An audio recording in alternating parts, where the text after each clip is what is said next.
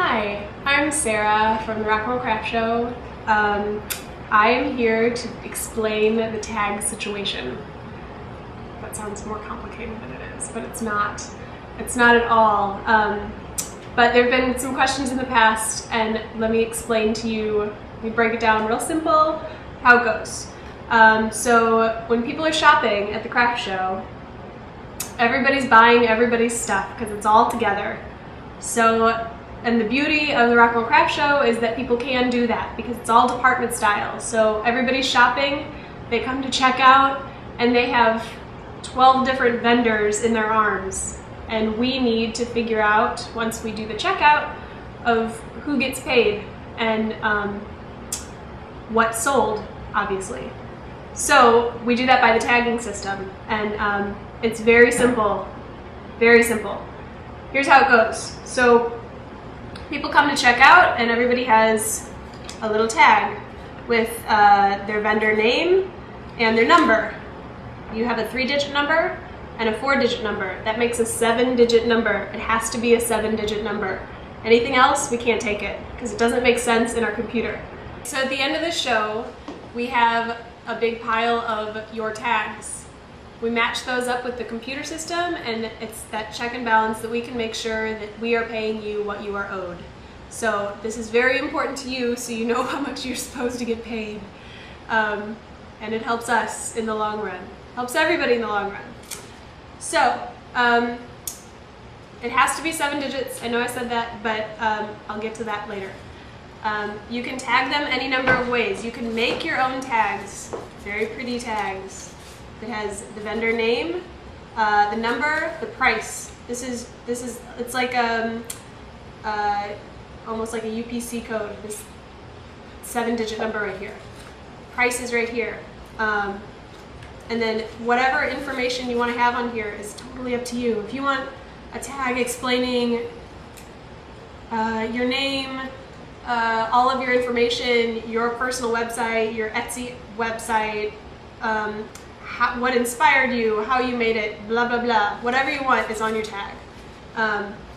They can be as big, as small as you want, depending on the type of merchandise you have. These happen to be t-shirts, so they can be pretty big. This is a packet of buttons. It can be pretty small. Obviously, if you have it too big, it's not really going to make a lot of sense to have a giant tag with small items.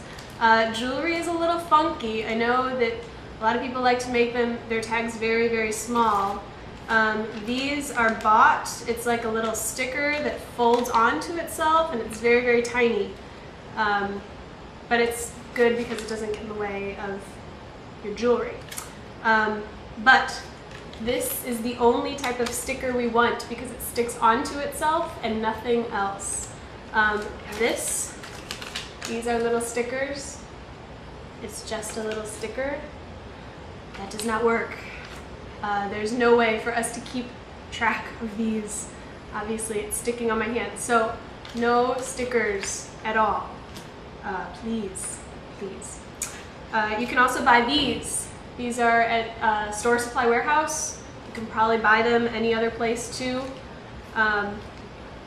You just fill out a 7-digit number, your 7-digit number here and here, or just here, doesn't matter, and have the price on here, and then once you get to the checkout, then we rip them off, just like that. My tagging gun. This looks like Ultra Mondo tagging gun. You can buy any sort of kind. They work great. They're fairly cheap. This was probably less than 20 bucks, maybe 15-ish. Works great. Okay, so let's talk a little bit about how to make your tags. I know some people might be selling for things other than the craft show. Totally great. We're glad you have tags. But because our inventory system is so specific, we need our specific numbers for our show. So if that means you have to add another tag, I'm really sorry, but we really, really need it. We need those 7 digits on everything that you're giving us. If you give us something that doesn't have the 7 digits, when you're checking in, either you gotta do it there or we can't take it. because our computer system is so specific, it really needs it. So here's how you can make your tags. Go to Kinko's, get them all printed out just like this, and have copies made, cut them out. To perforate this, I used a little perforator, looks like a pizza wedge. You can also use a sewing machine with no thread in it. You can also not perforate them at all, and we will cut them at the register. Point is, we just need something that hangs off at the bottom that we can take with us. Even if you want us to take the whole tag, we can do that. Problem with that is when it sells and you kind of want to advertise what you made, you want part of the tag to go with them home. So you're more than welcome to do that, but I would recommend to keep something along with the people that are buying your stuff. This is another fantastic shirt. It's attached with a tagging gun. See how easy? Very nice, and it doesn't fall off. If your tags fall off, we're kind of screwed because we don't know what it is, how much it is, it's confusing. So if you don't buy a tagging gun, secure it with a string, a ribbon, a safety pin, something that keeps it pretty secure onto your item. Okay, in the past we've had people can buy 2 things for $5 or three things for, you know, $7 or whatever, some sort of deal. We can't do that anymore. It's too confusing with our inventory.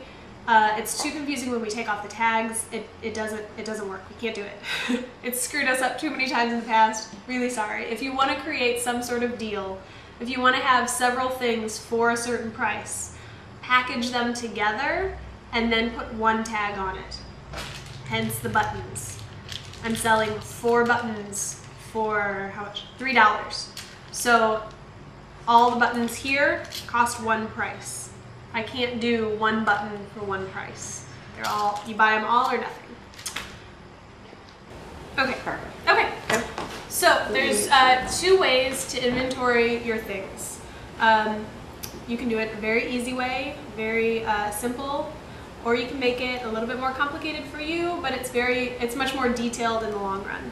So if you're very specific about, if you want to know exactly which pieces sold, you need to make it more detailed. If you just care about how many things you sold at a certain price point, let's do it the easy way. So these are my things. This might help.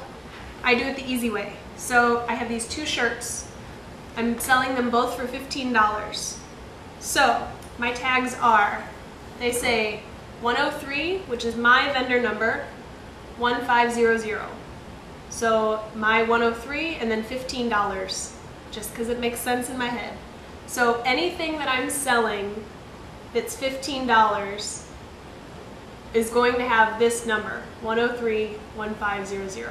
So say at the end of the show I sell 20 things that are $15, whatever they are, be it t-shirts, be them glasses, be them, I don't know, whatever I'm selling, it's $15 and I sell 20 of them, I have a number that says 103 1500, you sold 20 of them, whatever it is. So if you want to be more specific, I made these imaginary tags. So say, I don't know, can you zoom in on that? Can you see that? This vendor is number 204. Vendor 204 is selling 3 things. Can you see that? I don't know if you can see it, No. but as long as you explain it. Okay. So, vendor 204 has these 3 things that are all the same price. They're all $15, but they're 3 different things. This is a tiger, this is a cat, and this is a kitten. So, all 3 of these things sold. Let's just say they sold to the same person. So this is what we're doing at the cash register. We're ripping them off. This is going home with this person. This is coming with us. Is this making sense? This is staying with us. So the end of the show, we have these tags saying these things sold. And they have these different digits on them. 204 1001 is the kitten. 204 1002 is a tiger. And 204 1000 is a cat. So when you match this up with your inventory, you know exactly what sold, even though they were the same price. That make sense?